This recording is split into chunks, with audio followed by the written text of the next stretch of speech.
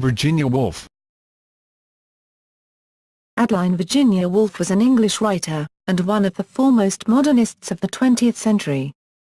During the interwar period, Woolf was a significant figure in London literary society and a central figure in the influential Bloomsbury group of intellectuals. Her most famous works include the novels Mrs. Dalloway, 1925, To the Lighthouse, 1927, and Orlando, 1928, and the book-length essay A Room of One's Own, 1929, with its famous dictum, "A woman must have money and a room of her own if she is to write fiction." Woolf suffered from severe bouts of mental illness throughout her life, thought to have been the result of what is now termed bipolar disorder, and committed suicide by drowning in 1941 at the age of 59. Early life. Virginia Woolf was born Adeline Virginia Stephen at 22 Hyde Park Gate in London. Her parents were Sir Leslie Stephen, 1832–1904, and Julia Princip Duckworth Stephen, née Jackson, 1846–1895. Leslie Stephen was a notable historian, author, critic and mountaineer. He was a founding editor of the Dictionary of National Biography, a work which would influence Woolf's later experimental biographies. Julia Stephen was a renowned beauty, born in British India to Dr. John and Maria Patel Jackson. She was also the niece of the photographer Julia Margaret Cameron and first cousin of the temperance leader Lady Henry Somerset. Julia moved to England with her mother, where she served as a model for pre-Raphaelite painters such as Edward Burne-Jones. Woolf was educated by her parents in their literate and well-connected household at 22 Hyde Park Gate, Kensington. Her parents had each been married previously and been widowed, and, consequently, the household contained the children of 3 marriages. Julia had 3 children by her first husband, Herbert Duckworth, George, Stella, and Gerald Duckworth. Leslie first married Harriet Marion, Minnie, Thackeray, 1840–1875, the daughter of William Thackeray, and they had 1 daughter, Laura Makepeace Stephen, who was declared mentally disabled and lived with the family until she was institutionalized in 1891. Leslie and Julia had 4 children together: Vanessa Stephen, 1879, Phoebe Stephen, 1880, Virginia, 1882, and Adrian Stephen, 1883. Sir Leslie Stephen's eminence as an editor, critic, and biographer, and his connection to William Thackeray, meant that his children were raised in an environment filled with the influences of Victorian literary society. Henry James, George Henry Lewes, and Virginia's honorary godfather, James Russell Lowell, were among the visitors to the house. Julia Stephen was equally well connected. She came from a family of beauties who left their mark on Victorian society as models for pre-Raphaelite artists and early photographers, including her aunt Julia Margaret Cameron, who was also a visitor to the Stephen household. Supplementing these influences was the immense library at the Stevens house, from which Virginia and Vanessa were taught the classics and English literature. Unlike the girls, their brothers Adrian and Julian, Phoebe, were formally educated and sent to Cambridge, a difference that Virginia would resent. The sisters did, however, benefit indirectly from their brothers' Cambridge contacts, as the boys brought their new intellectual friends home to the Stevens drawing room. According to Woolf's memoirs, her most vivid childhood memories were not of London but of St Ives in Cornwall, where the family spent every summer until 1895. The Stevens' summer home, Talland House, looked out over Porthminster Bay, and is still standing today, though somewhat altered. Memories of these family holidays and impressions of the landscape, especially the Godrevy Lighthouse, informed the fiction Woolf wrote in later years, most notably To the Lighthouse. The sudden death of her mother in 1895, when Virginia was 13, and that of her half-sister Stella 2 years later, led to the first of Virginia's several nervous breakdowns. She was, however, able to take courses of study, some at degree level, in Greek, Latin, German and history at the Ladies' Department of King's College London between 1897 and 1901, and this brought her into contact with some of the early reformers of women's higher education such as Clara Pater, George Waugh and Lillian Faithfull, principal of the King's Ladies' Department and noted as one of the Steamboat Ladies. Her sister Vanessa also studied Latin, Italian, art and architecture at King's Ladies Department. On May 2, 2013, it was announced that Woolf was to be honored by her alma mater when, in autumn 2013, the Virginia Woolf Building of King's College London would open on Kingsway, London. The death of her father in 1904 provoked her most alarming collapse and she was briefly institutionalized. Modern scholars, including her nephew and biographer, Quentin Bell, have suggested her breakdowns and subsequent recurring depressive periods were also influenced by the sexual abuse to which she and her sister Vanessa were subjected by their half-brothers George and Gerald Duckworth, which Woolf recalls in her autobiographical essays A Sketch of the Past and 22 Hyde Park Gate. Throughout her life, Woolf was plagued by periodic mood swings and associated illnesses. She spent 3 short periods in 1910, 1912 and 1913 at Burleigh House, 15 Cambridge Park, Twickenham, described as a private nursing home for women with nervous disorder. Though this instability often affected her social life, her literary productivity continued with few breaks throughout her life. Bloomsbury. After the death of their father and Virginia's second nervous breakdown, Vanessa and Adrian sold 22 Hyde Park Gate and bought a house at 46 Gordon Square in Bloomsbury. Woolf came to know Lytton Strachey, Clive Bell, Rupert Brooke, Saxon Sidney Turner, Duncan Grant, Leonard Woolf, John Maynard Keynes, David Garnett, and Roger Ferry, who together formed the nucleus of the intellectual circle of writers and artists known as the Bloomsbury Group. Several members of the group attained notoriety in 1910 with the Dreadnought hoax, which Virginia participated in disguised as a male Abyssinian royal. Her complete 1940 talk on the hoax was discovered and is published in the memoirs collected in the expanded edition of The Platform of Time, 2008. In 1907 Vanessa married Clive Bell, and the couple's interest in avant-garde art would have an important influence on Woolf's development as an author. Virginia Stephen married writer Leonard Woolf on August 10, 1912. Despite his low material status, Woolf referring to Leonard during their engagement as a penniless Jew, the couple shared a close bond. Indeed, in 1937, Woolf wrote in her diary, "Love-making, after 25 years can't bear to be separate. You see it is enormous pleasure being wanted, a wife. And our marriage so complete." The two also collaborated professionally, in 1917 founding the Hogarth Press, which subsequently published Virginia's novels along with works by T.S. Eliot, Lawrence van der Post, and others. The press also commissioned works by contemporary artists, including Dora Carrington and Vanessa Bell. The ethos of the Bloomsbury Group encouraged a liberal approach to sexuality, and in 1922 she met the writer and gardener Vita Sackville West, wife of Harold Nicolson. After a tentative start, they began a sexual relationship, which, according to Sackville West, was only twice consummated. In 1928, Woolf presented Sackville West with Orlando, a fantastical biography in which the eponymous hero's life spans 3 centuries and both sexes. Nigel Nicholson, Vita Sackville West's son, wrote the effect of Vita on Virginia is all contained in Orlando, the longest and most charming love letter in literature, in which she explores Vita, weaves her in and out of the centuries, tosses her from one sex to the other, plays with her, dresses her in furs, lace and emeralds, teases her, flirts with her, drops a veil of mist around her. After their affair ended, the two women remained friends until Woolf's death in 1941. Virginia Woolf also remained close to her surviving siblings, Adrian and Vanessa. Phoebe had died of typhoid fever at the age of 26. Work. Woolf began writing professionally in 1900, initially for the Times literary supplement with a journalistic piece about Haworth, home of the Bronte family.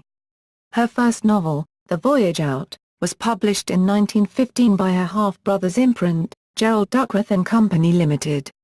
This novel was originally titled Malimbrosia, but Woolf repeatedly changed the draft. An earlier version of The Voyage Out has been reconstructed by Woolf scholar Louise de Salvo and is now available to the public under the intended title. Mr. Salvo argues that many of the changes Woolf made in the text were in response to changes in her own life. Woolf went on to publish novels and essays as a public intellectual to both critical and popular success. Much of her work was self-published through the Hogarth Press. She is seen as a major 20th-century novelist and one of the foremost modernists. Woolf is considered a major innovator in the English language. In her works she experimented with stream of consciousness and the underlying psychological as well as emotional motives of characters. Woolf's reputation declined sharply after World War II, but her importance was re-established with the growth of feminist criticism in the 1970s. Virginia Woolf's peculiarities as a fiction writer have tended to obscure her central strength. Woolf is arguably the major lyrical novelist in the English language. Her novels are highly experimental, a narrative, frequently uneventful and commonplace, is refracted, and sometimes almost dissolved, in the character's receptive consciousness. Intense lyricism and stylistic virtuosity fuse to create a world overabundant with auditory and visual impressions. Woolf has often been credited with stream of consciousness writing alongside her modernist contemporaries like James Joyce and Joseph Conrad. The intensity of Virginia Woolf's poetic vision elevates the ordinary, sometimes banal settings, often wartime environments, of most of her novels. For example, Mrs. Dalloway, 1925, centers on the efforts of Clarissa Dalloway, a middle-aged society woman, to organize a party, even as her life is paralleled with that of Septimus Warren Smith, a working-class veteran who has returned from the First World War bearing deep psychological scars. To the Lighthouse, 1927, is set on 2 days 10 years apart. The plot centers on the Ramsay family's anticipation of and reflection upon a visit to a lighthouse and the connected familial tensions. One of the primary themes of the novel is the struggle in the creative process that beset painter Lily Briscoe while she struggles to paint in the midst of the family drama. The novel is also a meditation upon the lives of a nation's inhabitants in the midst of war, and of the people left behind. It also explores the passage of time, and how women are forced by society to allow men to take emotional strength from them. Orlando, 1928, is one of Virginia Woolf's lightest novels. A parodic biography of a young nobleman who lives for 3 centuries without aging much past 30, but who does abruptly turn into a woman, the book is in part a portrait of Woolf's love of Vita Sackville West. It was meant to console Vita for the loss of her ancestral home, though it is also a satirical treatment of Vita and her work. In Orlando, the techniques of historical biographers are being ridiculed. The character of a pompous biographer is being assumed in order for it to be mocked. The Waves, 1931, presents a group of 6 friends whose reflections, which are closer to recitatives than to interior monologues proper, create a wave-like atmosphere that is more akin to a prose poem than to a plot-centered novel. Flush, a biography, 1933, is a part fiction, part biography of the Cocker Spaniel owned by Victorian poet Elizabeth Barrett Browning. The book is written from the dog's point of view. Woolf was inspired to write this book from the success of the Rudolph Bezier play, The Barretts of Wimpole Street. In the play, Flush is on stage for much of the action. The play was produced for the first time in 1932 by actress Catherine Cornell. Her last work, Between the Acts, 1941, sums up and magnifies Woolf's chief preoccupations, the transformation of life through art, sexual ambivalence, and meditation on the themes of flux of time and life, presented simultaneously as corrosion and rejuvenation, all set in a highly imaginative and symbolic narrative encompassing almost all of English history. This book is the most lyrical of all her works, not only in feeling but in style, being chiefly written in verse. While Woolf's work can be understood as consistently in dialogue with Bloomsbury, particularly its tendency, informed by G. E. Moore, among others, towards doctrinaire rationalism, it is not a simple recapitulation of the coteries' ideals. Woolf's works have been translated into over 50 languages, by writers such as Jorge Luis Borges and Marguerite Yourcenar. Attitudes toward Judaism, Christianity and fascism. Woolf was criticized by some as an anti-Semite, despite her being happily married to a Jewish man. This anti-Semitism is drawn from the fact that she often wrote of Jewish characters in stereotypical archetypes and generalizations, including describing some of her Jewish characters as physically repulsive and dirty. The overwhelming and rising 1920s and 1930s anti-Semitism possibly influenced Virginia Woolf. She wrote in her diary, "I do not like the Jewish voice. I do not like the Jewish laugh." However, in a 1930 letter to the composer Ethel Smith, quoted in Nigel Nicholson's biography Virginia Woolf, she recollects her boasts of Leonard's Jewishness confirming her snobbish tendencies, "How I hated marrying a Jew, what a snob I was, for they have immense vitality." In another letter to Smith, Woolf gives a scathing denunciation of Christianity, seeing it as self-righteous egotism, and stating, "My Jew has more religion in one toenail, more human love in one hair."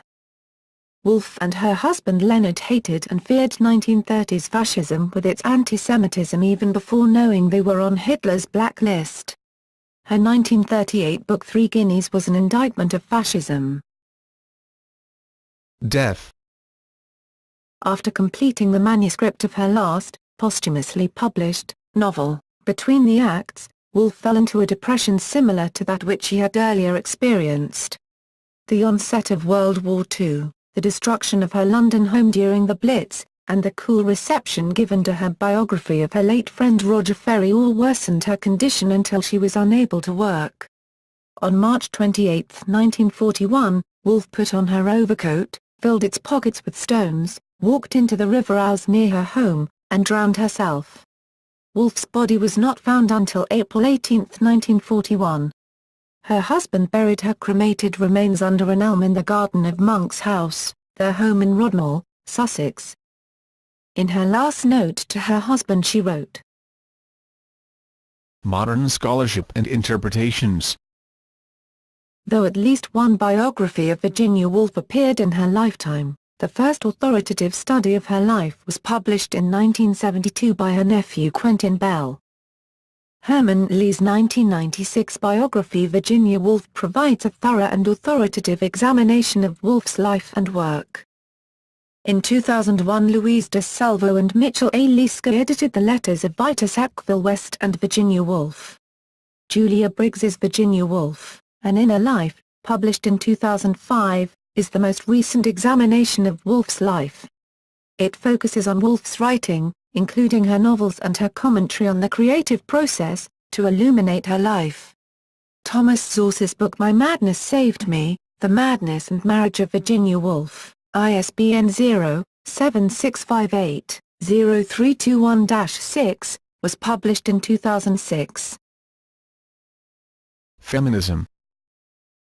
Recently, studies of Virginia Woolf have focused on feminist and lesbian themes in her work, such as in the 1997 collection of critical essays, Virginia Woolf, Lesbian Readings, edited by Eileen Barrett and Patricia Cramer.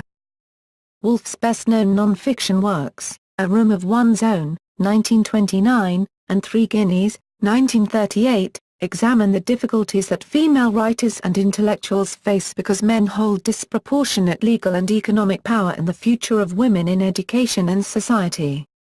In The Second Sex, 1949, Simone de Beauvoir counts, of all women who ever lived, only 3 female writers, Emily Bronte, Woolf and sometimes Catherine Mansfield, who have explored the given. Mental illness. Much scholarship has been made of Woolf's mental illness, described as a manic-depressive illness in Thomas Caramagno's 1992 book, The Flight of the Mind, Virginia Woolf's Art and Manic-Depressive Illness, in which he also warns against the neurotic genius way of looking at mental illness, where people rationalize that creativity is somehow born of mental illness. In 2 books by Stephen Trombley, Woolf is described as having a confrontational relationship with her doctors, and possibly being a woman who is a victim of male medicine, referring to the contemporary relative lack of understanding about mental illness. Irene Coates's book Who's Afraid of Leonard Woolf? A Case for the Sanity of Virginia Woolf holds that Leonard Woolf's treatment of his wife encouraged her ill health and ultimately was responsible for her death. Though extensively researched, this view is not accepted by Leonard's family. Victoria Glendinnings's book Leonard Woolf, A biography argues that Leonard Woolf was not only supportive of his wife but enabled her to live as long as she did by providing her with the life and atmosphere she needed to live and write. Virginia's own diaries support this view of the Woolf's marriage. Controversially, Louise A. DeSalvo reads most of Woolf's life and career through the lens of the incestuous sexual abuse Woolf suffered as a young woman in her 1989 book Virginia Woolf, The Impact of Childhood Sexual Abuse on Her Life and Work. Woolf's fiction is also studied for its insight into shell shock, war, class and modern British society. Depictions. Michael Cunningham's 1998 Pulitzer Prize-winning novel The Hours focused on 3 generations of women affected by Woolf's novel Mrs. Dalloway. In 2002, a film version of the novel was released starring Nicole Kidman as Woolf, a role for which she won the 2002 Academy Award for Best Actress. The film also starred Julianne Moore and Meryl Streep and featured an award-winning score by American composer Philip Glass. Susan Sellers' novel Vanessa and Virginia, 2008, explores the close sibling relationship between Woolf and her sister, Vanessa Bell. It was adapted for the stage by Elizabeth Wright in 2010 and first performed by Moving Stories Theatre Company. Bibliography. Novels. The Voyage Out, 1915, OCLC 4,802,497, Night and Day, 1919, Jacob's Room, 1922, Mrs. Dalloway, 1925, To the Lighthouse, 1927, Orlando, 1928, The Waves, 1931, The Years, 1937, Between the Acts, 1941. Short story collections. Kew Gardens, 1919, Monday or Tuesday, 1921, A Haunted House and Other Short Stories, 1944, Mrs. Dalloway's Party, 1973, The Complete Shorter Fiction, 1985, Carlyle's House and Other Sketches, 2003. Biographies. Virginia Woolf published 3 books to which she gave the subtitle A Biography. Orlando, A Biography, 1928, usually characterized as a novel inspired by the life of Vitus Sackville West. Flush, A Biography, 1933, more explicitly cross-genre, fiction A Stream of Consciousness told by Flush, a dog. Non-fiction in the sense of telling the story of the owner of the dog, Elizabeth Barrett Browning, reprinted in 2005 by Persephone Books. Roger Ferry, A Biography, 1940, usually characterized as non-fiction, however, novelistic skills worked against her talent as a biographer, for her impressionistic observations jostled uncomfortably with the simultaneous need to marshal a multitude of facts. Non-fiction books. Modern Fiction, 1919, The Common Reader, 1925, A Room of One's Own, 1929, On Being Ill, 1930, The London Scene, 1931, The Common Reader, 2nd Series, 1932, Three Guineas, 1938, The Death of the Moth and Other Essays, 1942, The Moment and Other Essays, 1947, The Captain's Deathbed and Other Essays, 1950, Granite and Rainbow, 1958, Books and Portraits, 1978, Women and Writing, 1979, Collected Essays, 4 volumes. Drama. Freshwater, a comedy, performed in 1923, revised in 1935, and published in 1976. Translations. Stavrogin's Confession and the Plan of the Life of a Great Sinner, from the Notes of Fyodor Dostoevsky, translated in partnership with S.S. Koteliansky, 1922. Autobiographical writings and diaries. A Writer's Diary, 1953, extracts from the Complete Diary, Moments of Being, 1976, A Moment's Liberty, The Shorter Diary, 1990, The Diary of Virginia Woolf, 5 volumes, Diary of Virginia Woolf from 1915 to 1941, Passionate Apprentice, The Early Journals, 1897 to 1909, 1990, Travels with Virginia Woolf, 1993, Greek Travel Diary of Virginia Woolf, edited by Jan Morris, The Platform of Time, Memoirs of Family and Friends, expanded edition, edited by S. P. Rosenbaum, London, Hesperus, 2008. Letters. Congenial Spirits, The Selected Letters, 1993, The Letters of Virginia Woolf 1888–1941, 6 volumes, 1975–1980, Paper Darts, The Illustrated Letters of Virginia Woolf, 1991. Prefaces, contributions. Selections autobiographical and imaginative from the works of George Gissing ed. Alfred C. Gissing, with an introduction by Virginia Woolf, London and New York, 1929. Photograph albums. Monk's House Photograph Album 1, 1863–1938. Digital facsimile at Houghton Library, Harvard University, Monk's House Photograph Album 2, 1909–1922. Digital facsimile at Houghton Library, Harvard University, Monk's House Photograph Album 3, 1890–1933. Digital facsimile at Houghton Library, Harvard University, Monk's House Photograph Album 4, 1890–1947.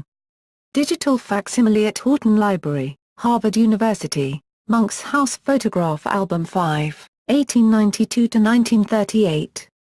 Digital facsimile at Houghton Library, Harvard University, Monk's House Photograph Album 6, 1850–1900. Digital facsimile at Houghton Library, Harvard. Virginia Woolf. Adeline Virginia Woolf was an English writer, and one of the foremost modernists of the 20th century. During the interwar period, Woolf was a significant figure in London literary society and a central figure in the influential Bloomsbury group of intellectuals. Her most famous works include the novels Mrs. Dalloway, 1925, To the Lighthouse, 1927, and Orlando, 1928, and the book-length essay A Room of One's Own, 1929, with its famous dictum, "A woman must have money and a room of her own if she is to write fiction." Woolf suffered from severe bouts of mental illness throughout her life, thought to have been the result of what is now termed bipolar disorder, and committed suicide by drowning in 1941 at the age of 59. Early life. Virginia Woolf was born Adeline Virginia Stephen at 22 Hyde Park Gate in London. Her parents were Sir Leslie Margaret Cameron and first cousin of the temperance leader Lady Henry Somerset. Julia moved to England with her mother, where she served as a model for pre-Raphaelite painters such as Edward Burne-Jones. Woolf was educated by her parents in their literate and well-connected household at 22 Hyde Park Gate, Kensington. Her parents had each been married previously and been widowed, and, consequently, the household contained the children of 3 marriages. Julia had 3 children by her first husband Stephen, 1832–1904, and Julia Princip Duckworth Stephen, née Jackson, 1846–1895.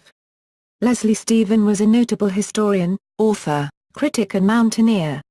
He was a founding editor of the Dictionary of National Biography, a work which would influence Woolf's later experimental biographies.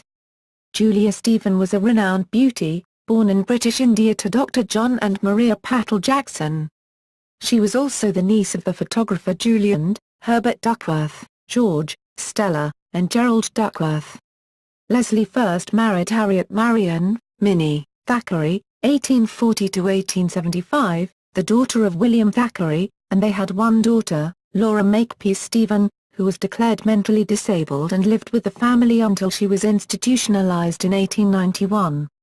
Leslie and Julia had 4 children together: Vanessa Stephen, 1879, Phoebe Stephen, 1880, Virginia, 1880,